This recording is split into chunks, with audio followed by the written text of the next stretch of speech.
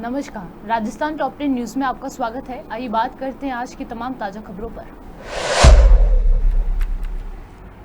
आगामी 9 से 11 दिसंबर को आयोजित rising Rajasthan global investment summit 2024 की तैयारियों के मद्देनजर उद्योग और वाणिज्य मंत्री कर्नल राज्यवर्धन राठौड़ के नेतृत्व में राजस्थान सरकार का एक उच्च स्तरीय प्रतिनिधिमंडल अंतर्राष्ट्रीय निवेशकों से मिलने के लिए संयुक्त अरब अमीरात और कतर का दौरा 17 से 19 सितंबर के बीच करेगा। उद्योग और वाणिज्य मंत्री के नेतृत्व में ये प्रतिनिधिमंडल दोनों देशों के कई गणमान्य व्यक्तियों और व्यापार जगत में अधिकारियों से मुलाकात करेगा और उन्हें राजस्थान के विभिन्न क्षेत्रों में निवेश के लिए आमंत्रित करेगा। कांस्टेबल भर्ती 2023 के अभ्यर्थियों की दक्षता परीक्षा 23 से 25 सितंबर तक होगी। अभ्यर्थी सोमवार से प्रवेश पत्र ऑनलाइन डाउनलोड कर सकते हैं। 13 और 14 जून को 3500 से ज़्यादा पदों के लिए कंप्यूटर आधारित परीक्षा आयोजित की गई थी। ऐसे में उसमें सफल हुए अभ्यर्थियों की दक्षता परीक्षा 23 से 25 सितंबर तक रेंज मुख्यालय स्तर पर होगी। मुख्य अतिथि केंद्रीय पर्यावरण वन एवं जलवायु परिवर्तन मंत्री भूपेंद्र यादव ने विधानसभा क्षेत्र किशनगढ़ बास में विभिन्न कार्यों का उद्घाटन एवं शिलान्यास किया। केंद्रीय पर्यावरण वन एवं जलवायु परिवर्तन मंत्री ने ग्राम पंचायत भवन आकोली, राजकीय उच्च माध्यमिक विद्यालय मेका में खेल मैदान, अपूर्ण बरामदा निर्माण कार्य, प्रार्थना स्थल पर इंटरलॉकिंग, परिसर में इंटरलॉकिंग, टाइल निर्माण, मोटरसाइकिल स्टैंड निर्माण कार्य, स्टील टीन शेड निर्माण कार्यों का उद्घाटन एवं उप स्वास्थ्य केंद्र मेका का शिलान्यास किया। मेका कार्यक्रम पश्चात उन्होंने मेका स्थित श्याम बाबा मंदिर में पूजा अर्चना कर देश व प्रदेश की खुशहाली की कामना की। लोकसभा अध्यक्ष ओम बिरला ने कहा कि जातियों के आधार पर टिकट मांगना, जातियों के आधार पर नेतृत्व करना, ये वैश्य समाज का हिस्सा नहीं होना चाहिए। समाज का हिस्सा अपनी क्वालिटी और कार्य संस्कृति पर होना चाहिए। उन्होंने कहा कि हम अपनी कार्य संस्कृति व अपने काम की बदौलत ही चुनाव में जाते हैं। राजनीति में परिस्थितियां बदलती रहेंगी, लेकिन हमें प्रतिस्पर्धा नहीं करनी चाहिए। कार्य संस्कृति और समर्पण हमारी पहचान है। वैश्य समाज के लोगों ने आर्थिक रूप से भी, प्रत्यक्ष रूप से भी आजादी के आंदोलन में सक्रिय हुए। आजादी के बाद देश के अंदर उद्योग, व्यापार, सर्विस सेक्टर के अंदर अपनी सेवाएं देकर देश को आगे बढ़ाने में बहुत बड़ा योगदान। विश्व समाज संस्कारों से, विचारों से, अपनी कार्य संस्कृति से हमेशा सामाजिक सरोकार करता है। कोई भी संकट हो, कोई भी आपदा हो, उस संकट आपदा के समय भी सहयोग करते हैं। और ये संस्कृति और संस्कार हमारे नहीं, हमारे पूर्वजों ने इसी तरीके से देश के अंदर सामाजिक सेवाओं के अंदर समाज की समर्पण करने के लिए जो भी धन कमाते थे। अभी दक्षिण पर्व चल रहा है जिसमें का अपरिग्रह जो है वो समाज को वापस देना। और इसलिए आप देश के अलग अलग राज्यों में देखोगे तो कहीं आजादी के पहले के स्कूल मिलेंगे, महाविद्यालय मिलेंगे, हॉस्पिटल मिलेंगे, धर्मशालाएं मिलेंगी। ऐसे बहुत सारे सामाजिक काम आपको अलग अलग क्षेत्रों के अंदर मिलेंगे। और विशेष रूप से इन सामाजिक काम में तो अग्रणी रहे थे, लेकिन दूर दराज इलाके के अंदर जहां कोई नहीं पहुंचता था, वहां पर उन्होंने व्यापार उद्योग खोलकर वहां के लोगों को रोजगार देने का भी काम किया और सस्ती दर पर क्वालिटी का माल बेचकर व्यापार करना। 2 बार भाजपा की टिकट से और 1 बार कांग्रेस की टिकट से अभय सिंह चौटाला के सामने चुनाव लड़ने वाले पवन बेनीवाल फिर आए अभय के साथ। अभय सिंह चौटाला के सामने एलनाबाद विधानसभा से 3 बार चुनाव लड़ने वाले पवन बेनीवाल ने एक बार फिर इनेलो ज्वाइन की। पवन बेनीवाल ने साल 2014 में इनेलो छोड़कर भाजपा की टिकट पर अभय सिंह चौटाला के सामने चुनाव लड़ा था। फिर 2019 में भी एलनाबाद विधानसभा सीट से अभय सिंह के सामने चुनाव लड़ा और फिर साल 2021 में एलनाबाद विधानसभा उपचुनाव में कांग्रेस की टिकट पर अभय सिंह चौटाला के सामने चुनाव लड़ा, लेकिन तीनों बार हार का सामना करना पड़ा। रविवार शाम को अभय सिंह चौटाला डबरा कला स्थित पवन बेनीवाल के घर पहुंचे, जहां पर पवन बेनीवाल ने अपने समर्थकों सहित उनका स्वागत किया और कांग्रेस छोड़कर इनेलो का दामन थामा।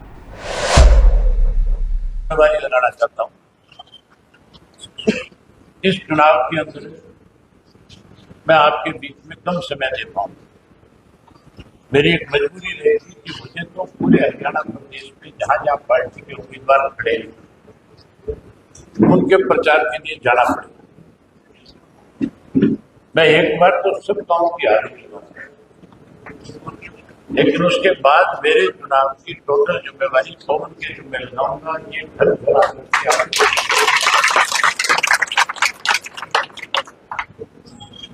ये मेरा चुनाव नहीं, ये मेरे चुनाव को अपना चुनाव समझ करके इस लड़ाई को लड़ने का काम है। और आपसे भी आग्रह है कि आपने अपने अपने गांव में, शहर के वार्ड, जहां कहीं कोई साथी किसी वजह से रुष्ट है, आप उसको मनाओ और उसको एक ही बात समझाओ कि अब की ये जो लड़ाई है, ये लड़ाई एमएलए बनाने की नहीं, अब के बार की लड़ाई जो है मुख्यमंत्री बनाने की है। आप लोगों ने 20 साल वनवास काटा, 10 साल कांग्रेस का राज आपने देखा और 10 साल भारतीय जनता पार्टी की सत्ता आपके सामने से होकर गुजरी। इन 20 सालों में सरसा जिला की दोनों सरकारों में अनदेखी हुई। हमारे पढ़े लिखे बच्चों को रोजगार मिलना चाहिए था, जो विकास के काम हमारे यहाँ होने चाहिए थे, जो सुविधाएं हमारे इलाके को मिलनी चाहिए थी, उन सब से दोनों सरकारों ने वंचित किया, दूर रखा।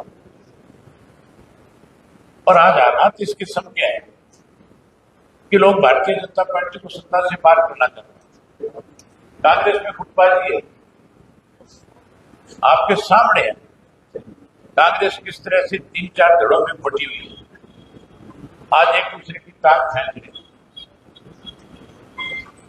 जहां गुटबाजी हो, जहां अनुशासन ना हो, जहां एक दूसरे को कमजोर करने की सोच रखने वाले लोग, वो राजनीति और आपकी लड़ाई तो सीधी सी है। कांग्रेस की सरकार बनती है तो मुख्यमंत्री रोड तक का बनेगा, भाजपा की सरकार बनेगी तो मुख्यमंत्री को रुखसत करना पड़ेगा, और Bahujan Samaj party, Indian National Lokdal party की सरकार बनेगी तो फिर मुख्यमंत्री सरसा जिला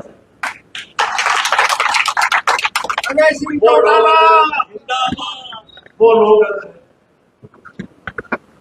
अपने अपने जिले में मुख्यमंत्री के लिए इकट्ठे हो सकते हैं, एक एक वोट उनके पक्ष में डलवा सकते हैं। तो क्या आप इकट्ठे नहीं हो सकते मुख्यमंत्री बनाने के?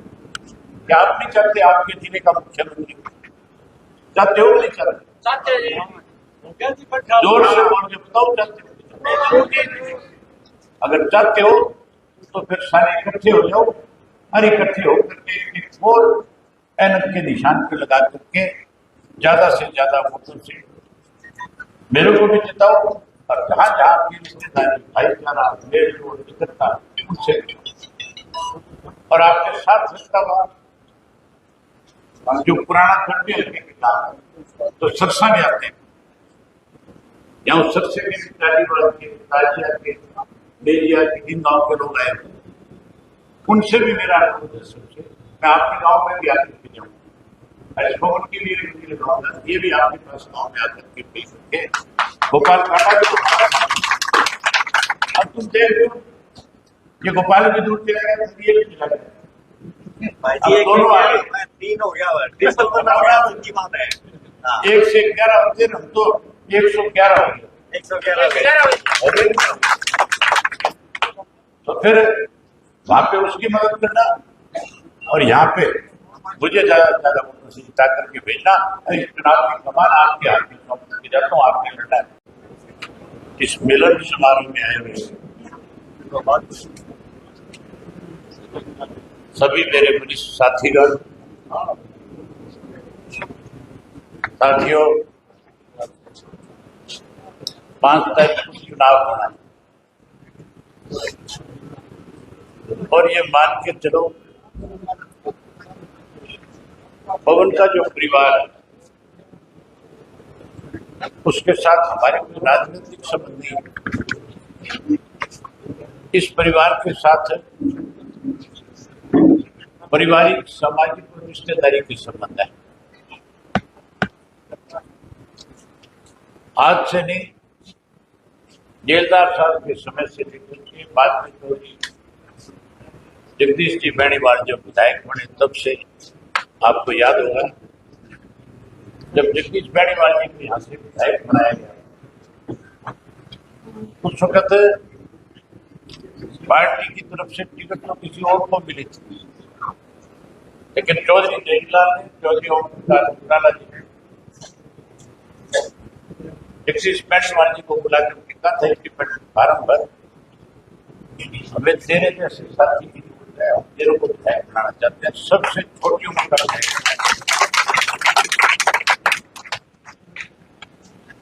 हमारे बीच में हो सकता है कि छोटी मोटी गलत है।